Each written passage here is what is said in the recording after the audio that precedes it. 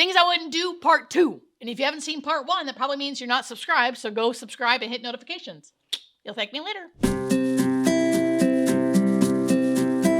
Okay, so to recap, I've been a nurse for 17 years. Some of those years were ICU trauma nursing. Some of those years were hospice nursing. And because of that, I've seen a lot of crazy stuff. And because of that, I have a lot of things that I would and would not do. This list annoys people sometimes, but it's also important, okay? Especially the things that I would do. I got some big things. I got some small, weird idiosyncrasies that I still want to tell you about. So coming in strong with the things I would never do. I would never not, double negative, never not wear a seatbelt. I feel like this is common knowledge, but still, people who grew up in the 70s or something, you know, I'm an 80s girl, I still wore seatbelts. I feel like people a little older than me still resist the seatbelt wearing, especially when the belt goes over the shoulder. You need that. I was a trauma ICU nurse. Accidents happen, sometimes no matter what you do, and seatbelts saves lives. And seatbelts save lives. Please, wear your seatbelt. Another thing, do not, and I repeat, do not, put your legs, dare I do this right now? I'm gonna do it. I'm wearing shorts. Don't put your legs up like this on the dashboard, okay? If you get in a collision, guess where your legs are going? And your pelvis will break. I hate to be so obnoxious about it, but that's the truth. So again, I know this sounds like, don't do this, but I've just seen some stuff. Put your legs where they're supposed to be in a car. Buckle up and protect yourself, okay? All right, what's the next one? The next one, let's see. Now this one I did for years, but I've officially stopped doing it. I will not go to a chiropractor. If I do go to a chiropractor, I won't get my neck adjusted. And you guys know that I have neck and head and jaw issues, and I've had my neck adjusted a lot over the years, and I gotta tell you, sometimes it does feel better when it is. But I have so many friends who have worked in the neuro ICU, so many neurologists, so many doctors I know that work in the ER that have seen so many young people die from getting their neck adjusted. Yes, not everybody, not a lot, it doesn't happen often, but to me, it's just not a risk I'm willing to take. And you really could die from getting your neck adjusted. Some people would say no chiropractor at all. I just wouldn't do my neck. Although it's the one thing I really need and it does help sometimes, but I haven't done it for years now. Now there are some things I would do and I will get to that list. So it's not just gonna be all naysayers. There are some things I will do because of what I've seen. This next one is a little bit of a what? It's kind of like a my thing. So this might not totally fit into what you should do, but I will never hike in the heat. Because one, have you seen me? I'm white and Scandinavian. My Scandinavian blood, okay, cannot handle the desert heat, cannot handle beating sun. And anytime I've tried to hike in the heat, for whatever reason, I get so overheated and end up throwing up. I'm close to heat stroke for real. So my body cannot tolerate it. So personally, I will never hike in the heat. Now that is not a thing I'm telling everyone to do. That's just a little weird thing about me that I will never do. I'll never hike in the heat. Okay, this is a good thing. This is something you guys might like.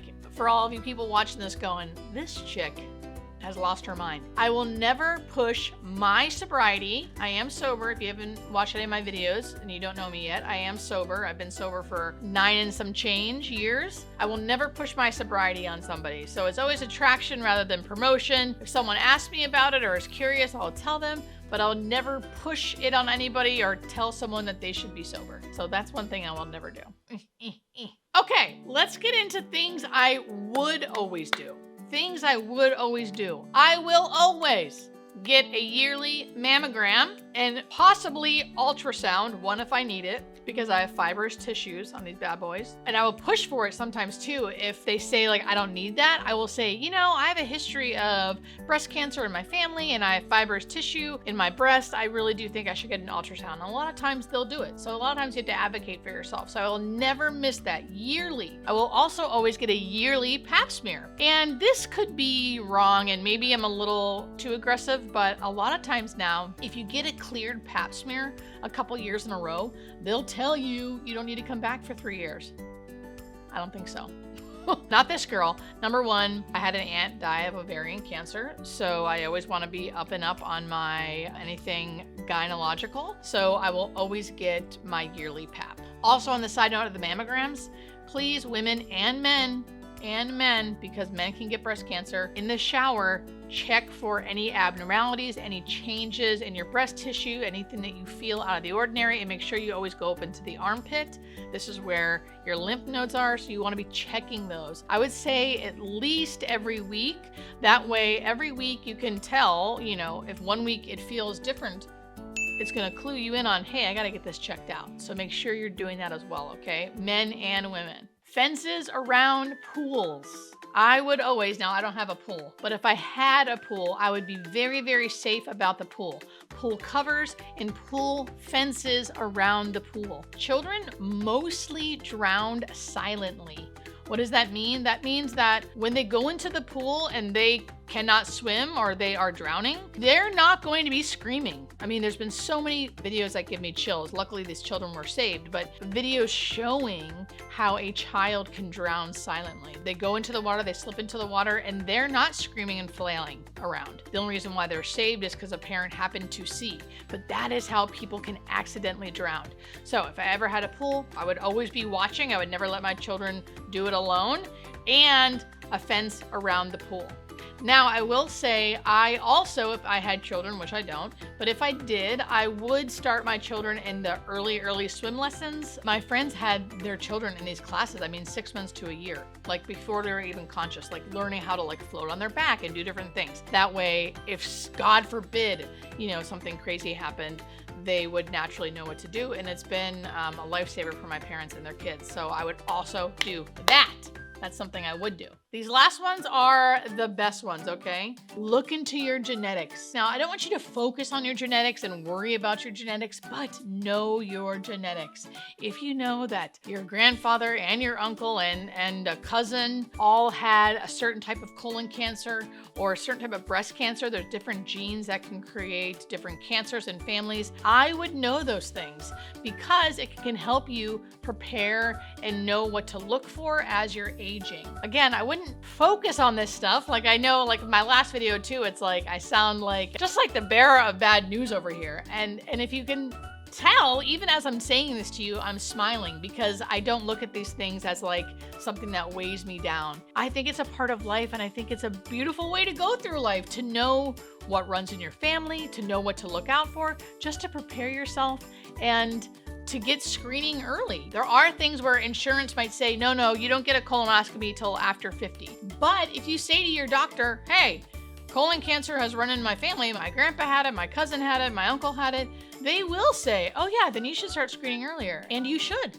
And those are important things to know, because to me, it's about living. It's about how can you live your best life, and staying healthy is one of those ways. So know your genetics. And last but not least, staying active in weight training. I'm going to do a whole video about this, but staying active in weight training is another thing I will always do. I'm working on it now. I make sure I try to walk at least 10,000 steps a day. I try to weight train at least 3 times a week. It's just really good for your body to stay active, stay moving, keep those muscles moving. I try to stretch as well. Stretching is an important part of keeping your body healthy. So I know my channel is always about educating about death and dying, but I want to start making it also about how to live a good life, and things you can and cannot do to do those things.